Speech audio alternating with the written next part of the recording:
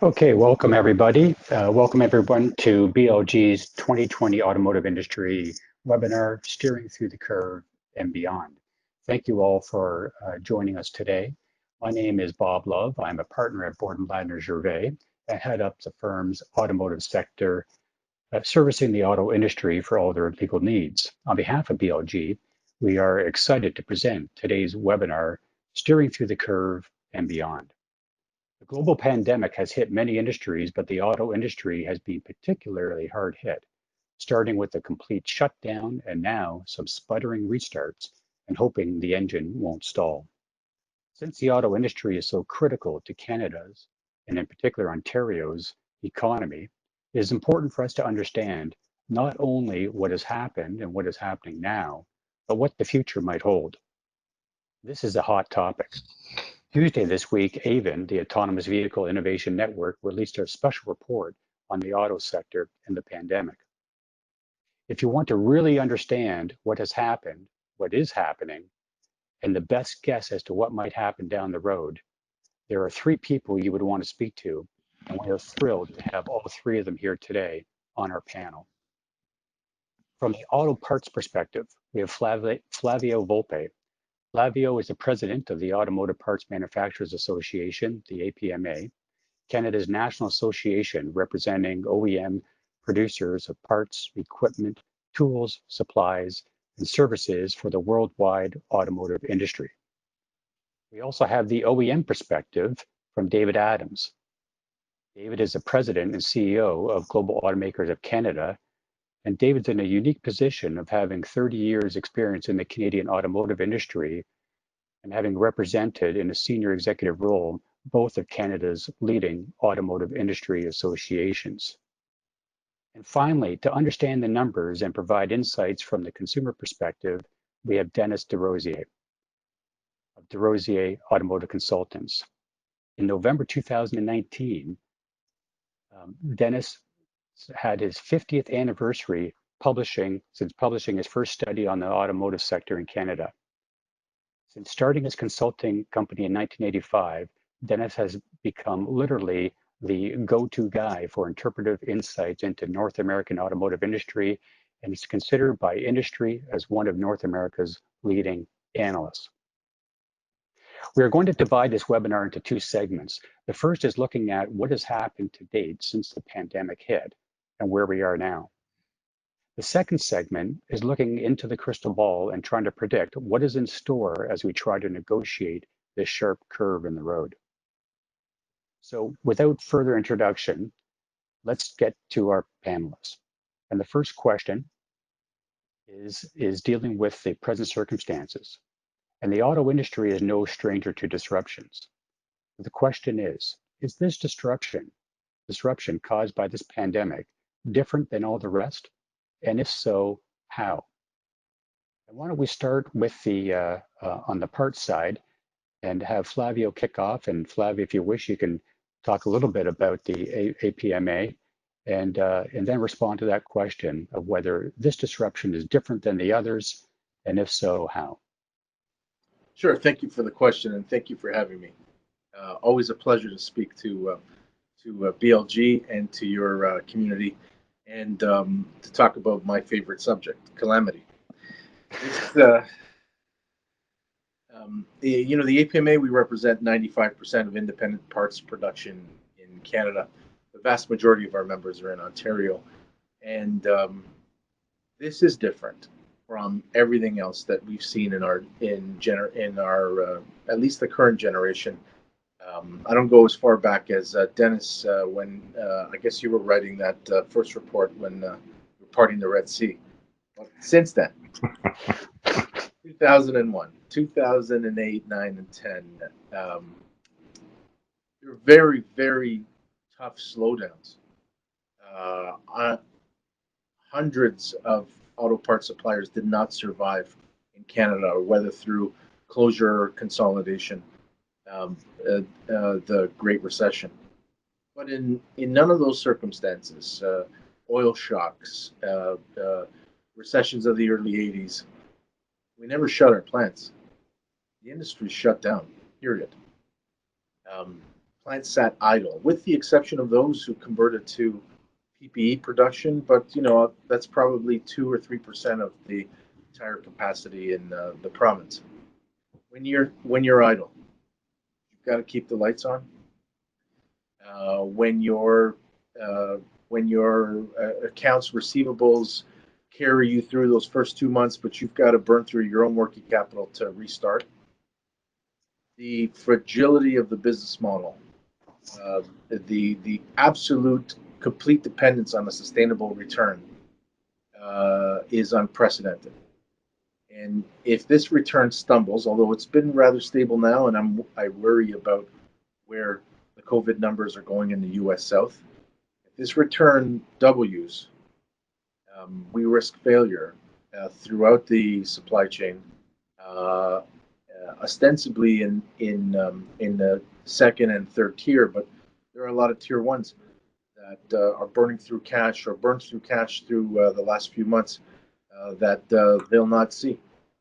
And the other thing that's different is economy-wide, there's hurt. And at all levels of government in every single country, there's major hurt. We saw reports of budget deficits, Canadian federal budget deficits reaching $250 billion plus for the year. The point there is, in the past, where we've been able to turn around and say, look, it's a critical industry, we need support, make sure it's timely. Now you got to get in line, and the Treasury may not be there to help you. And so we're writing history every day right now. And one good thing that's happened over the last month or so is that all our concerns about a restart, there have been some issues in different plants throughout the continent, but for the most part, we've been able to reconfigure our workplaces and get to the volumes requested by our OE customers. Thank you, Flavio. And we'll come back to some follow-up on that, but maybe from the OEM perspective, David can provide some insights and talk about whether you believe that this disruption is different than the others, and if so, how? Yeah, thanks very much, Bob, and thanks for having me. Appreciate being part of the panel today. Yeah, I think it is different, and I think it's fundamentally different because we're dealing with a disease that's effectively shut down the industry, not the regular cycle of the industry, which is up down and has been up down for as long as I've been around. And I think we're coming off sort of the peak of a cycle and moving into some slower sales volumes and what have you anyway. But I think what the pandemic really did is, as Flavio highlighted, is force the shutdown of all the plants. And I think the other thing that it really highlighted is again just how finely tuned and ultimately fragile our whole system is in terms of the supply chain reach back throughout well, it's really a global supply chain for all manufacturers now. So to the extent that COVID impacts facilities in other jurisdictions, I think that really serves to highlight the fact that reliance on one, two suppliers in some other foreign jurisdiction may not necessarily be the appropriate game plan going forward. However, you have to balance that with the fact that in some cases, because of the high technology associated with today's modern vehicles, really, as people say, they're computers on wheels. In a lot of cases, there really only are maybe one or two suppliers of the technology that's being built into vehicles today. So I think it's a bit of a balancing act, but yeah, I think it is very different because of the impetus for the slowdown in the industry. It was pandemic, and we've never seen anything like this before. Thank you, David. And many people say that the proof is in the numbers, and the person who has the numbers is Dennis. So Dennis, why don't you answer that same question from the perspective of the numbers that you've seen since March in terms of your consulting business? The numbers element are the easy part. A lot of people don't realize it, but by the middle of March, the industry was actually in Canada, not in the United States, was actually tracking up very slightly in sales. The last 2 weeks in March, it was down 80+%. April was down 74%. And believe it or not, we all jumped for joy come May numbers. They were down by 44%. I can't imagine another scenario in my 50 years of looking at this industry where the market's down by 44% and people are happy. That's uniqueness. In terms of the uniqueness of this, another thing that people have to realize is that at least the Canada-US market, less so in Mexico, it's a very mature market, and somewhere between 80 and 90% of new vehicle sales are what we call replacement demand. A vehicle comes off the road somewhere, and 1 or 2 or 3 trades later through the used car market, you end up with a new vehicle being introduced into the marketplace. And so most of that, the vehicles coming off the road, there's an element of them, a little under 10%, that are because of collisions. But most of it is because of wear and tear. And I can track 7 or 8 corrections of the market through my career, but through every single one, people continue to drive. And that's a unique part of this particular situation, in that kilometers driven, at least in Canada, I don't have US numbers or Mexico numbers yet, they will come, people stop driving. And we anticipate, it's hard to call it directly, but driving was down literally 30–40% in the early parts of this. It's still down day in and day out, somewhere in the 15 to 20% range. It's probably going to finish up on the year down somewhere upwards to 20% less driving through the year. And it's a scary number. That translates into almost 200 billion less kilometers driven just in Canada. If you believe in the 1 in 10 formula, that's 2 trillion less kilometers driven across Canada, US, and Mexico collectively. And that's an awful lot of wear and tear in vehicles that is not going to be there. And so from every single correction that I've ever studied, we've always had a fairly significant pent-up demand because people were continuing to drive and putting wear and tear on their vehicles of various sorts. There this time. And so although sales this year across North America, it's hard to say exactly, and because we're all into an unprecedented situation, but we're thinking Canada is going to be down by 400,000 or 500,000, and translate that across North America, we could be down by 4 or 5 million. Those are gone in a normal correction, because people are still using their vehicles. You would expect the vehicles not bought during the correction ultimately are bought when the market and all the stars line up, and that's not going to be there this time. So it's kind of a one-time hit, and when it comes back really depends on people driving again, which means you got to start to call, will people start going extensively working from home in the future? What's going to happen to ownership levels? There's like 6 or 7 variables that you have to get a handle on, and some of them are there to really study. Right. Hey, Bob, can I pivot off of one of the things that Dennis was saying for a second there? I think the fact that people weren't driving is key as well, because as Dennis just said at the end of his comment there, I think what that leads you into is a situation where people do reflect on, okay, well, do I really need my car, or at least all the cars that I have? I think there's going to be a lot of reconsideration of how people work coming out of COVID here, because I think a lot of organizations have found out that, actually people can work well and efficiently and effectively from home. And when you also combine that with the fact that you've got concerns about people riding on, public transit, and, from some of the numbers that I've heard, you've got TTC ridership in Toronto at, 15% of normal volumes, TTC bleeding, $25 million a day. That's disconcerting from a public transit perspective.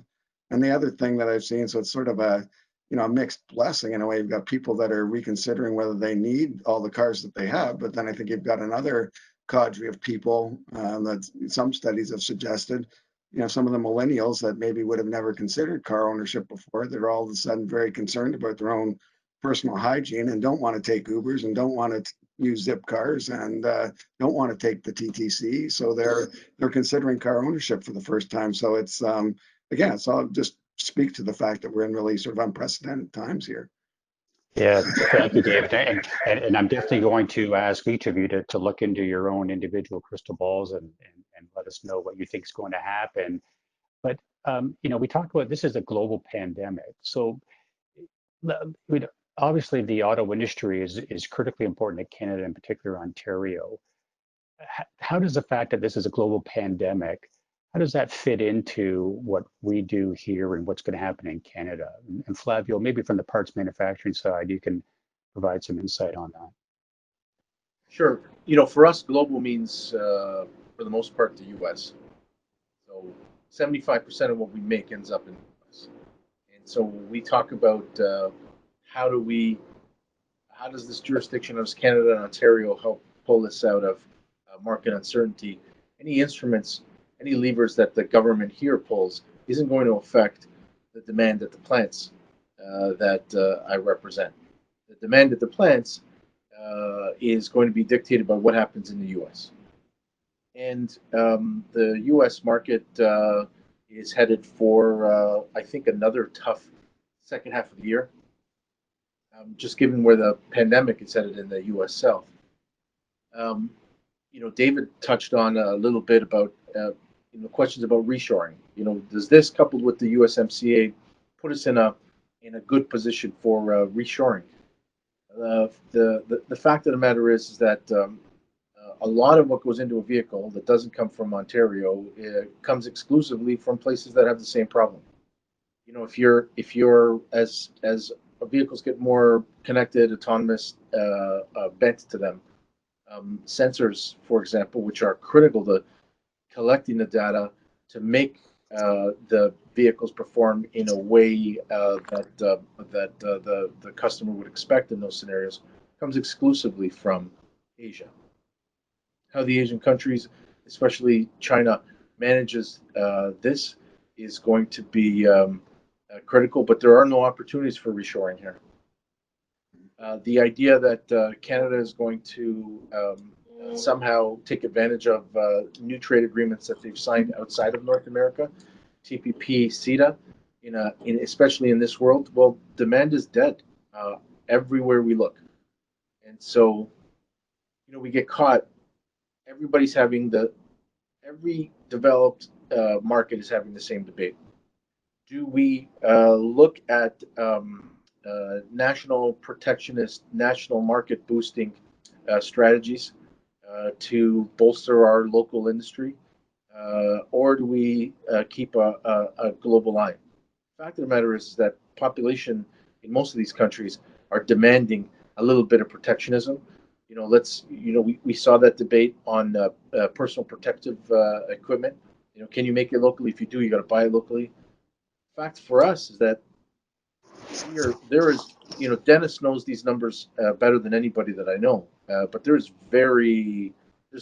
almost a casual link between what we make here and what we buy here, with the exception of probably Toyota and Honda. So we don't have the luxury of trying to be tactical from a Canadian perspective, because we will fail. And ultimately, we are tied inextricably to what the American consumer and the American different levels of government might do to stimulate or support demand there. And maybe that's a good segue to Dennis. What can we learn from the numbers as to how Ontario or Canada, what we could do, or do we have any control when you look at the North American auto market? And I kind of map what Flavio said in his first note, is that the auto sector traditionally was first in line when there was problems from an economic perspective. And, you know, in the financial crisis, our governments came in with north of $10 billion worth of aid just in Canada. And in the US, it was significantly higher. I don't think we're even in the lineup this time. And, you know, you take little things that you might want to look at. For instance, In order to sell an electric vehicle, it's been proven now time and time again, every jurisdiction in the world, that the government has to backstop it with some sort of incentive. So what's the government to do? Give $5,000 or $10,000 to somebody who can afford an electric vehicle, or who barely can afford it, but need that government help, or $10,000 to $12,000 to a small businessman who employs 5 or 6 people to stay in business. And I don't think the auto industry can trump the small business needs and all of those. And so that's going to hurt, and hurt a lot.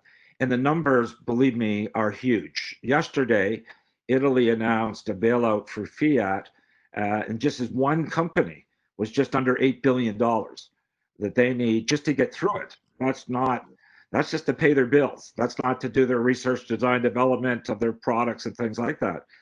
And you start to multiply that across the approximately 30 brands in the global auto industry. And that, by the way, excludes China. You're looking at trillions of dollars of money that I don't think is going to be there. And so the auto industry is going to have a tough time recuperating from all of this. And perhaps it got lazy in that it became so dependent or so assured that the government would always be there, that I'm not sure a lot of people in the auto industry will know how to get through this. The whole concept right now, in fact, everybody I talk to, especially car dealers, I've talked to better than 100 of them in the last few weeks, and every one of them has said, we're just trying to get to the other side, period. If we can get to the other side, we got a shot. And so they're doing everything they possibly can, but nobody's counting on big bucks from the government. Well, we're gonna get to the the other side, as David has alluded to, is what is the other side? How do you define it? Exactly. How do you know when you're there on the other side? Flavio, you mentioned the USCMA, which is coming in into force during COVID. Are there any particular implications for the fact that the USMCA is coming into force at this particular time, and whether there might be any particular winners or losers? I think in the short term, we're all losers.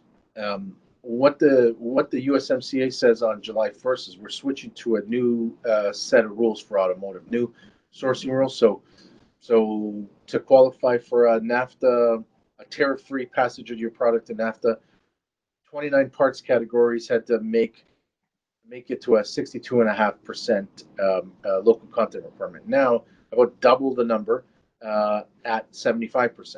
And those parts on this side that were to qualify as NAFTA compliant had to have 60% local content. These ones will be 65 to 75. The fact of the matter is, it was always going to be tough to get to those numbers. The winners at the end of the transition is part suppliers all over North America, but mostly in the US and Canada. Right now, the fact that all these companies are on very low working capital, companies are shedding strategic investments like Ford and Rivian. The companies have never been in a worse financial position, period. And at this moment are now tasked with changing their sourcing strategy, finding new suppliers, finding more local suppliers, localized to North America, and where a really big challenge is in the core parts, which include all the things you think are core parts, but also if you're in the EV space, to Dennis's commentary on EV, if you're in the EV space, your battery pack is to come 75% from North America. Well, there aren't sources for that. And so you're going to have to make those sources, like General Motors' investment in Lordstown, Ohio, in a battery plant. Now, what do you want to bet that those investments don't happen in the foreseeable future, if at all, in this generation of programs? The upside of the USMCA is going to be delayed, I think, beyond the 3 years transition period to maybe another 5 years after it. All the companies have an ability to ask for alternative staging plans, which means a 5-year extension to that transition.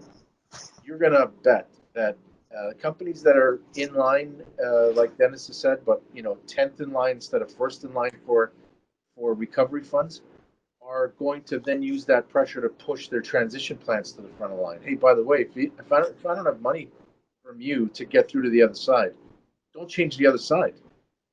And so what we might be seeing, especially with an erratic president looking at potentially losing the next election and courting a tariff fight with its number one partner within the USMCA.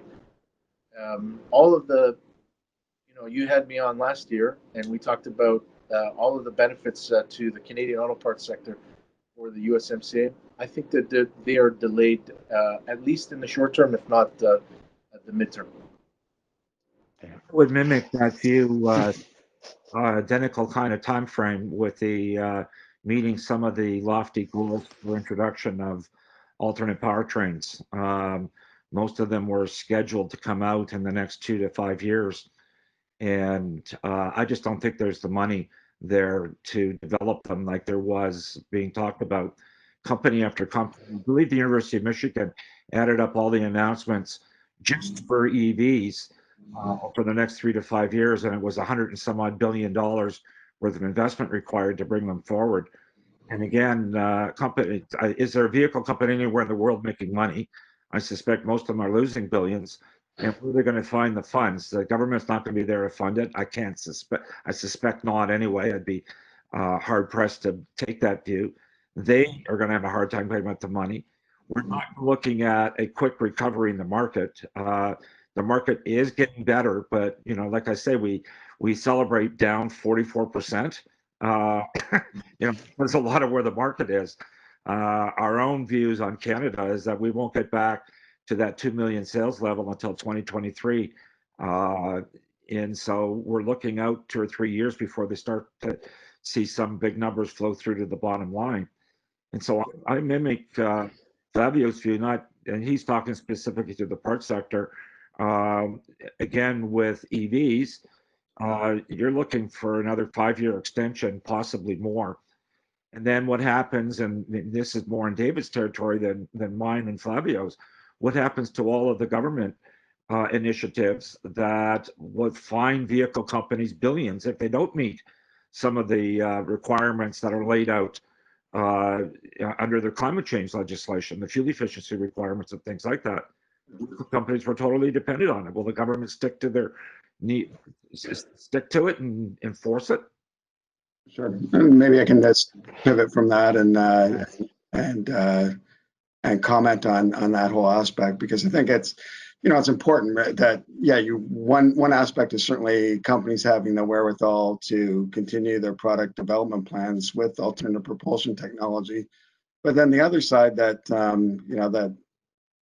often isn't considered is the demand side for vehicles as well. And I think you said earlier, Dennis, and I think it's right, that currently, the only way that EVs are moving in the marketplace is, through the provision of government incentives. And, we've got, in some jurisdictions, we have layered incentives, both provincial and federal incentives to bridge that gap between the cost of an internal combustion engine and an EV. But I mean, I think it's a little bit more difficult proposition now when you look at the price of fuel as, it's sort of inching back up again now, but we thought we would have like gas at, whatever, 89 cents a liter, that type of thing, a year or so ago, not too many people. So I think when you look at the price of fuel, then that alters the payback period for, really breaking even on the investment in an EV.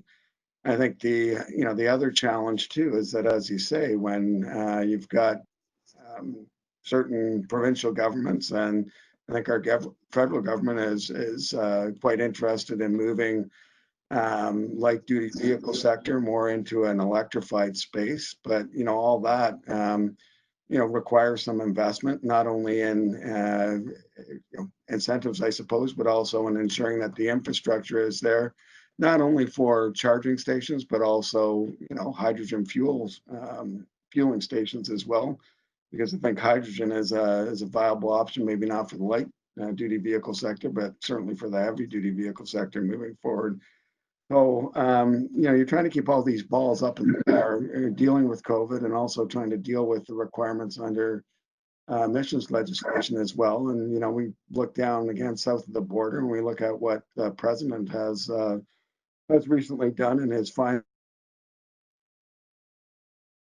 standards that the Obama administration had put in place from 2012 out to 2025. And there's all sorts of lawsuits launched now in terms of the legality of that move to effectively reduce the standards. So right now you have companies kind of working in a bit of a very gray and uncertain environment, and that's not a good place for any business to be when they're trying to plan their product lineup moving forward. Well, you can certainly see with that explanation the squeeze that is placed on the OEMs, whereby the pandemic has caused a serious cash crisis where they can't invest in the R&D to develop the EVs. The price of gas takes away some of the demand for the EVs. The government says we can't subsidize as much as we would like to subsidize the purchase of those EVs. At the same time, says, but you still got to meet your emission standards, and the only way to do that is to produce the EVs. So how do you deal with that pressure from every single side? Where's the bright spot? I think that's the real issue, and I think too much focus is put on EVs particularly, and also really on new vehicle sales, because again, Dennis knows the numbers better than I do, but in any given year you've got 7-8% of the fleet that's turning over. So we're focusing on, in any given year currently, EV sales make up about 1 or 2, maybe 2% of overall sales. So you've got 1 or 2% of 8% of the new vehicles that are being put on the road. And I guess what we look at, or our members look at, is say you're not going to solve the emissions challenge, the light duty vehicle emissions challenge, by looking at a very narrow sliver of the new vehicle fleet, or even looking at the new vehicle fleet in total. If you really want to address greenhouse gas emissions from the light duty vehicle sector, you have to take a holistic look at all the vehicles on the road and how are you going to generate some emissions reductions from the whole fleet, not just from the new vehicles. Our members are more than happy to do their part and have been doing their part to improve fuel economy, which translates directly into a GHG emissions reduction. And that's been quite significant over the course of the last number of years. And we're actually probably on target to meet some of the government's 2030 goals with respect to GHG emissions reduction. But we're only a fairly narrow slice of the pie. And unless, the government figures out how to engage consumers in terms of, how are you going to use your vehicle? Do you need to use your vehicle?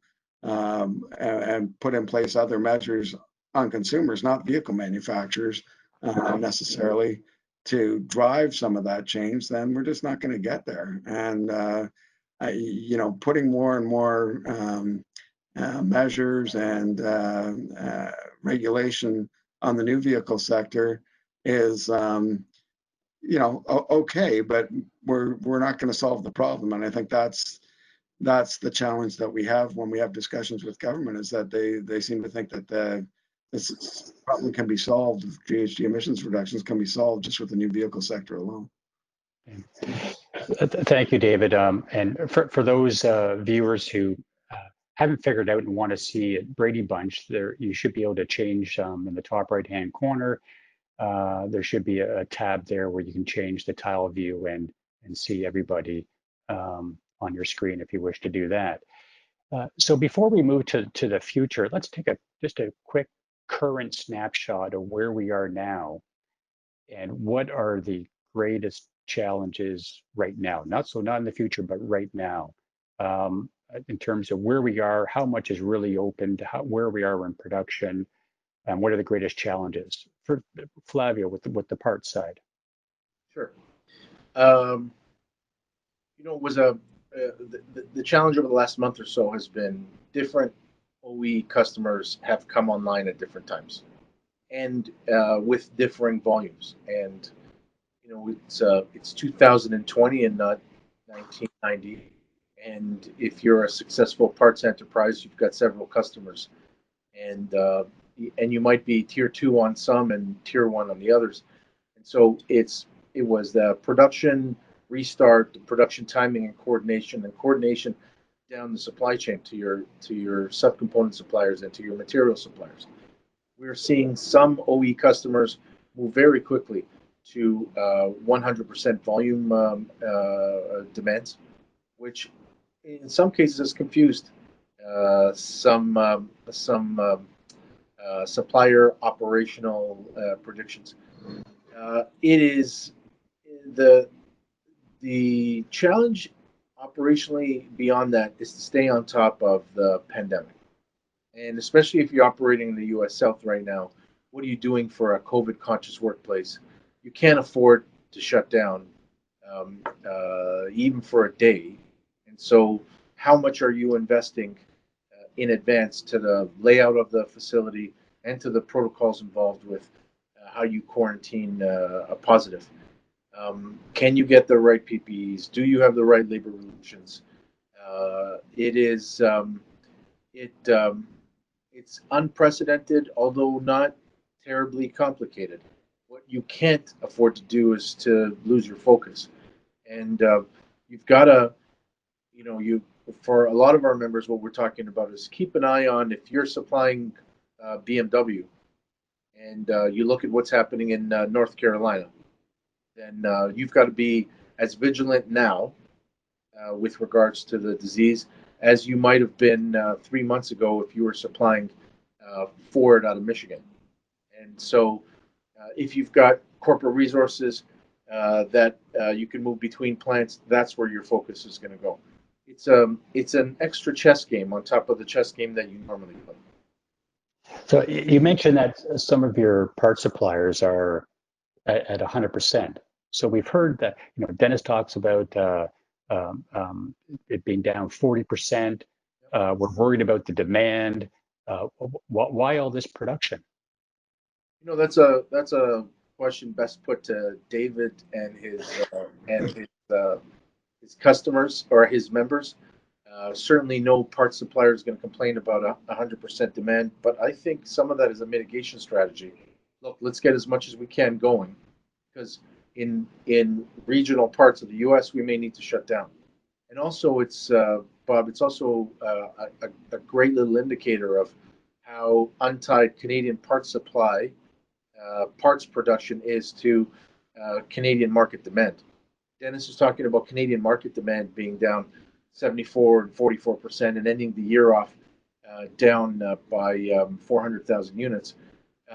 It is those units are for the most part imported, and so if you want the answer on why that matches up, you got to ask yourself where the Equinox gets sold, or the Edge gets sold, or RAV4s get sold, and then follow those products and look at those regional markets, and you'll have a better answer than matching Canada. The other thing, Bob, you have to realize is that there are the odd segment, very few in the marketplace, where there's actually a shortage of supply. The pandemic hit the rural and small city markets less than the urban centers, and those are truck markets, particularly pickup trucks. And most of the vehicle companies that we've chatted with say that they're really, really tight on pickup inventory. And so a plant may be running full out just to catch up. And I agree with Fabio that some of it is concern that might happen this fall, where let's face it, some companies were caught real short this year on inventory because nobody had anticipated what was going to happen. So they don't want to be caught short come the fall. They'd rather have some product on the ground rather than nothing to sell. So that accounts for some of the plants running full out. And of course, that's ordering now is an anticipation of the future. What it is, it's a wild ass guess. Well, and that's what I want to get to now is the best guesses of our experts. So turning then to the second segment and that's about what's in store. Flavio mentioned what's happening down in the Southwest, and you look at the recent numbers out of Texas and Arizona and California and Florida. Maybe you can respond to that question about what's going to happen next, but I think we necessarily need to put it into the near term, midterm, and long term. Near term being, the end of the year, midterm being the next couple of years, long term being 2 years in out. David, what's your best guess? I mean, it's as we started off the discussion, it's unprecedented, and I think all of these trying to speculate near term, midterm, and long term is just that it's speculation. I think that's the real challenge this time around, is that nobody really knows at the end of the day. I think if we tick along and we're in sort of a status quo type of scenario, I think Dennis has forecasted some volumes for the end of the year that probably make sense. I think, does that go out the window if if we're facing a second wave come August or early fall, as some have suggested, and things get locked down again? And then I think that's the real danger for the for the entire industry, because we've just been talking about how we've got the parts facilities back up and running, and so much of that, at least for the North American industry, was somewhat related on Mexico getting up and running. So Mexico has to get up and running before the rest of North America, and then you get the whole machine up and running. And if you have to, if that whole machine stops again, I think that there's a real danger of the the whole industry seizing up, and we're actually in a much more difficult situation than we were 3-4 months ago. So it all depends on whether we get a second wave to a certain extent. I think if we don't have a second wave, then yeah, we'll see the industry probably recover a little. Members that I've talked to, as Dennis has said, have been, it's not good, but I think they've been pleasantly surprised at the strength that is in the market right at the moment. And sometimes that initial things being better than what you think they're going to be maybe can breed a bit of false confidence in terms of where things are going. Medium term, looking out 2 or 3 years, we may get back to the volumes that we were talking about before. But I think the other thing that we need to consider is, look, when you talk, and Flavio was talking about USMCA or CUSMA, whatever we want to call it, and the cost, it's not a free trade agreement, it's a managed trade agreement. And there've been a lot of costs that have been put into the system because of USMCA. And, in some ways that's benefited like Flavio's members and what have you, in terms of a lot more production maybe taking place of parts and what have you in Canada and the US. But there's costs associated with that. There's costs associated with COVID and putting a safe workplace together for employees and everything else. Social distancing. I mean, you're not going to do it. It has to be done, but there's a cost associated with doing it. And then the other thing I would say is that there's cost associated with all the advanced technology that's being put in vehicles today that, I don't think any manufacturer has really recouped. And that's something that we don't really take notice of, a lot of the time. You look at a $35,000 vehicle today vis-a-vis a $35,000 vehicle even 5 years ago, and the amount of technology that's in that vehicle is significant, and companies still haven't recouped that cost. So there's a lot of price pressure on vehicle manufacturers, I think, to recoup that, some of that cost. And that's in an environment where you got a lot of consumers that are in maybe a tenuous sort of work environment, or relying on some sort of government subsidization going on. So in the near term, 2 to 3 years, again, it's a little bit up in the air, because it's a hard environment for companies to increase their prices, but it's a challenging environment because of all the costs that they're taking on as well. And maybe sometime 5 years down the road or longer term, maybe then we start to return to a little bit of normalcy. But I kind of think that the automotive industry, like a lot of industries, is going to be forever changed, maybe in small ways, maybe in larger ways, by going through the pandemic. I'll leave it at that. Okay. And in a second, Dennis, I want to get to you on the concept of pent-up demand. But before I do that, Flavio, are you willing to make any predictions? Yeah, near-term predictions are for fools. Midterm, um, whether we get through we're still in the first wave in the US. A second wave, whatever. At some point, we're going to get out of this. And midterm, it's a question of which jurisdiction has survived the most. There's going to be consolidation because there has to be, because everybody's out of money, and there isn't money coming from the federal coffers. Where's Canada placed? Where's Canada's auto sector and manufacturing capacity placed in 2-3 years? If it's doing a little better than the U.S. and Mexico, which it could, we'll see the benefits of the USMCA. Long term, we keep talking about electric vehicles, autonomous vehicles, flying vehicles. In any market, nothing moves unless there's a disrupting technology. In the end, consumers want to go places. They've shown us for the last 120 years that they want to go more places. More people want to go more places every year. And so EV is not disruptive technology. Autonomous is not disruptive technology. It's still a car. In the end, it's a car. How does that car work is a different story. A car versus a horse, that was disruptive technology. Napster and iTunes versus buying a CD or a record is disruptive. But in the end, consumers still wanted to hear music. Consumers want to go places. Governments one day may learn. I don't think so. I mean, I was on the inside of this looking out rather than the outside looking in. You say you've got limited public funds and you want to enact some public good. So you say, I'm going to displace carbon, and maybe the best way to do it is to tell David's members to make EVs. And then Dennis will tell you, well, no one's going to buy them because for the extra $11,000 and the price of gas down at $1 a liter, whatever. And frankly, people still travel regardless. They need their cars. We make parts, whatever David's customers say. We're going to make EVs.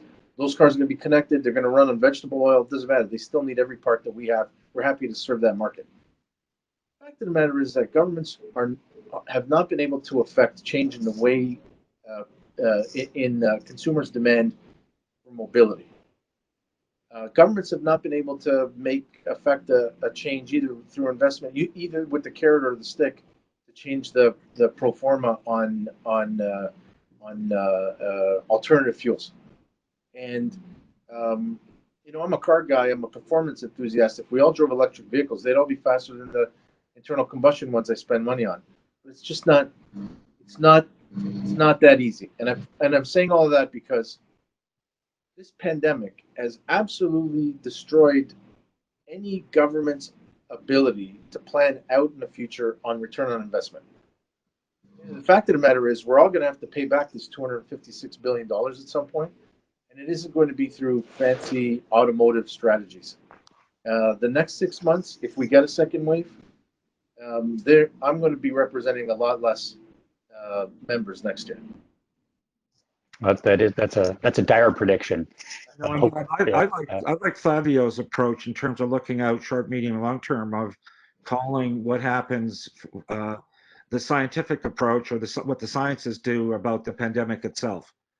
And we know that we're not going to have any real solution in the near term, and therefore there won't be any real solution other than mitigating things, like personal protection equipment and masks and social distancing, stay-at-home orders, and things like that. And so the industry's in trouble. As long as that we don't have a solution, the industry's going to be down. And nobody's talking about a solution to the pandemic issues, the health issues. Some are talking it's going to be 2 or 3 years out. And if that happens, then you'll have some sense of normalcy if people have comfort that they can actually get into a vehicle and drive safely and things like that. If it doesn't, then there are elements. The subscription services will not they didn't take hold yet to begin with. They're not going to take hold. Look at, they're talking about the Ubers and the Lyfts of the world taking a serious hit. Well, they already are taking a serious hit. Who in their right mind will get into a vehicle where you don't know who was in it before you? I think David mentioned public transit is running at 15% of his previous volumes in Toronto. Like, unless you actually have no other way getting to work or getting around, you're not on public transit. And so all of that depends on whether the science comes together and solves the pandemic issue. Well, I'm Dennis, so uncertain going forward. but on this issue, though, but let's say it is solved. Let's say by the end of the year or shortly in 2021, there's a vaccine and the pandemic issue is solved. Does that necessarily mean that all this pent-up demand will suddenly flood the marketplace and we'll be back where we were? Is the industry going to be faced a new reality in the customer segment?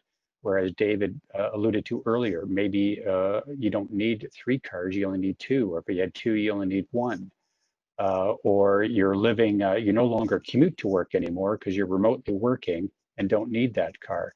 What's your thought on this idea of, is the pent-up demand really there? I question just how much pent-up demand there is going to be. Again, pent-up demand is related to driving, and if you're not driving. So if people come back and they start using their vehicles to the level they did in the past, somewhere between 15, 20,000 kilometers a year on average, and then you're going to see a healthy marketplace. The other issue behind kilometers driven, the total number, is vehicle ownership. Canada got through the last serious correction, the financial crisis, because our ownership of vehicles continued to grow. In the United States, ownership declined, and they went from about 17 million units down to about 10 million units because their ownership declined.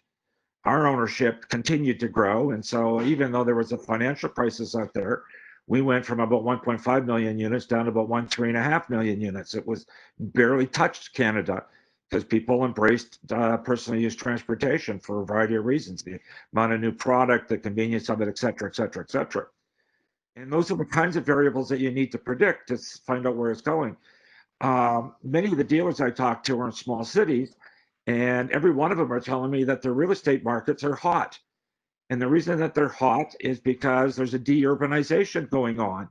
I can't prove that, but that's what people are telling me. And if you're in a small city, you need a vehicle to be able to get around. You're not going to have public transit at your fingertips like you do have in a Toronto or Montreal, Vancouver, Calgary, Edmonton, etc. And if that happens, ownership actually holds or goes up. If people start to work from home, then they could be abandoning the second, third vehicle in their household, and ownership goes down. And all of this is a wild-ass guess. Like, Yeah. we're hopeful that vehicle ownership, all these kind of balance out, and vehicle ownership holds, continues to creep up a little bit, but quite frankly, we don't know. Yeah, I think Dennis raised a really important point, because I mean that's sort of what I've picked up anecdotally as well, as that, and you think about it from just a public policy perspective too, is that I think a lot of government public policy has been focused on urbanization, the smart city, and a lot of that has been effectively a bit of a climate change strategy as well in terms of reducing overall emissions. And urbanization is great for all of that, I suppose. But urbanization, like, let's think about it. Who really wants to be in a city densely populated, shoulder to shoulder with people amidst a pandemic? Not many people. So I think Dennis is absolutely right that you probably have seen, I would hazard a guess, a real sort of spurt in real estate prices, and also in volumes, and outlying sort of maybe not even suburban areas, but urban areas. And to the extent that people are actually doing that, then maybe that suggests that, yeah, there's going to be some pent up demand while people recar their families, when instead of needing just one car, now you all of a sudden maybe need 2 or 3. So again, there's forces that are driving this conversation maybe two different ways depending on how things play out. So Bob, let me add one thing. Millions of dollars of expenditure if they don't know what some of these outcomes will be. Sorry, Fabio. So let me say one thing, Bob. You've got three guys on here that live and breathe this industry every day, coming in from different places, and the one thing we all agree on is we don't know what the answer is, and I'm not sure my customers would appreciate me saying, hey, by the way, I don't know what the answer is. I get paid for the answer. So does Dennis. So does David. But I think for the first time, we went through some crazy trade negotiations with a lunatic for the last 2-3 years, and David and I always knew what the answer was, and Dennis and I always knew what the answer was. At least we knew where to point for the data set. There is no data set right now that we can all rely on, and the important thing now is this is going to be, Dennis, you may like this. This is going to be the age of the analysts. You can get real actionable info and be able to translate it into production predictions for everybody else.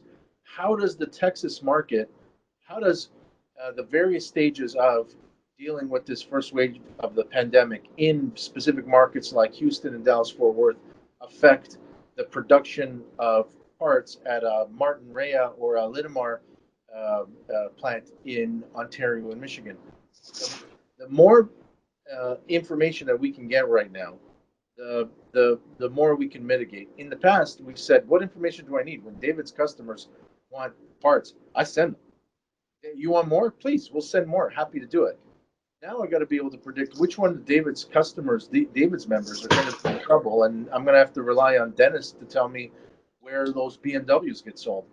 And if you don't get into that, if you don't get your head around that, we spent a lot of time on Industry 4.0 in digitizing plants so we get more information from the performance of the means of production to be able to blah, blah, blah.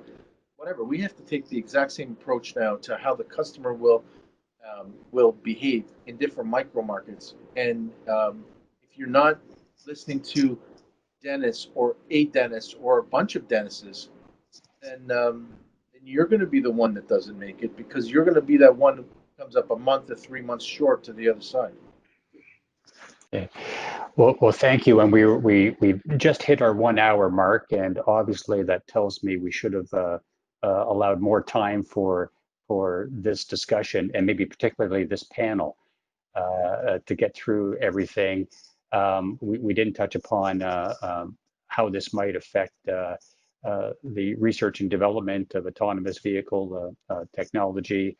That's something I would definitely want to pick up perhaps in a further discussion.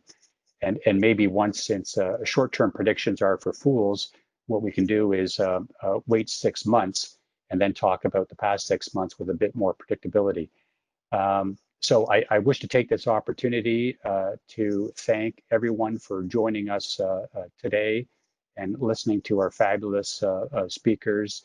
So thanks particularly to them, to Flavio, to David, and to Dennis for taking their time and sharing their insights and thoughts on how the Canadian auto industry is able to negotiate this steep curve in the road. So once again, thank you everyone for listening, and thanks again to our panelists. Thanks very much.